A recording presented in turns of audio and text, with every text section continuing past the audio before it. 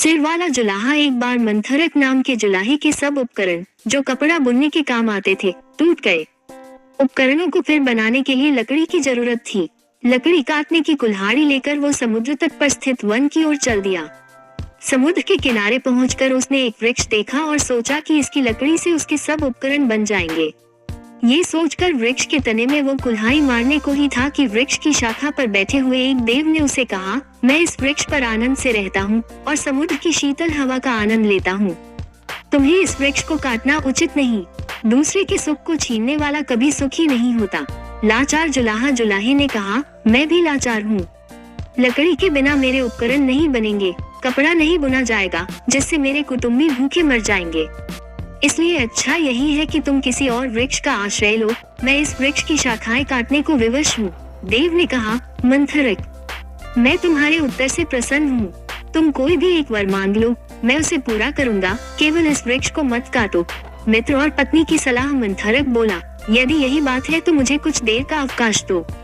मैं अभी घर जाकर अपनी पत्नी से और मित्र से सलाह करके तुमसे वर मांगूंगा। देव ने कहा, मैं तुम्हारी प्रतीक्षा करूंगा। मित्र की सलाह। गांव में पहुंचने के बाद मंथरक की भेंट अपने एक मित्र नाई से हो गई। उसने उससे पूछा, मित्र, एक देव मुझे वरदान दे रहा है। मैं तुझसे पूछने आया हूँ कि कौन सा वरदान मांगा जाए। नाई ने कहा, यदि ऐसा ही है तो राज्य मांग ले।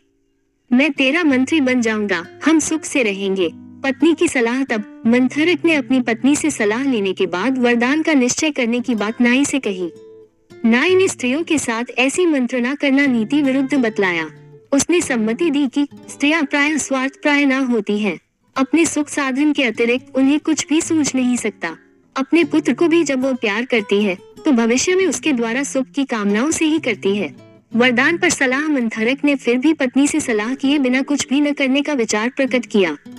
घर पहुंचकर वो पत्नी से बोला, आज मुझे एक देव मिला है। वो एक वरदान देने को उद्यत है। नाई की सलाह है कि राज्य मांग लिया जाए। तू बता कि कौन सी चीज मांगी जाए। पत्नी ने उत्तर दिया, राज्य शासन का काम बहुत कष्टप्रद है। संधि विग्रह आदि से ही राजा को अवकाश नहीं मिलता। राजमुकुट प्रायः कांटों का ताज होता है। ऐसे राज्य से क्या अभिप्राय जो सुख न दे। गलत सलाह। मंथरक ने कहा, प्रिय, तुम्हारी बात सच है। राजा राम को और राजा नल को भी राज्य प्राप्ति के बाद कोई सुख नहीं मिला था। हमें भी कैसे मिल सकता है? किंतु प्रश्न ये है कि राज्य न मान जाए तो क्या मांगा जाए। मंथरक पत्नी ने उत्तर दिया, तुम अकेले 2 हाथों से जितना कपड़ा बुनते हो उससे भी हमारा व्यय पूरा हो जाता है। यदि तुम्हारे हाथ 2 की जगह 4 हो और सिर भी 1 की जगह 2 हो तो कितना अच्छा हो। तब हमारे पास आज की अपेक्षा दुगना कपड़ा हो जाएगा। इससे समाज में हमारा मान बढ़ेगा। देव से गलत मांग। मंथरक को पत्नी की बात जच गई। समुद्र तट पर जाकर वो देव से बोला, यदि आप वर देना ही चाहते हैं तो यह वर दो कि मैं 4 हाथ और 2 सिर वाला हो जाऊं। मंथरक के कहने के साथ ही उसका मनोरथ पूरा हो गया। उसके 2 सिर और 4 हाथ हो गए। किंतु इस बदली हालत में जब वो गांव में आया तो लोगों ने उसे राक्षस समझ लिया और राक्षस राक्षस कहकर सब उस पर टूट पड़े और पीट पीट कर मार डाला।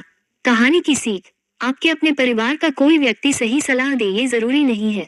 सलाह हमेशा योग्य आदमी से लेना चाहिए। ये कहानी पसंद आई हो तो लाइक और शेयर जरूर करें। जय श्री राम जरूर लिखिए।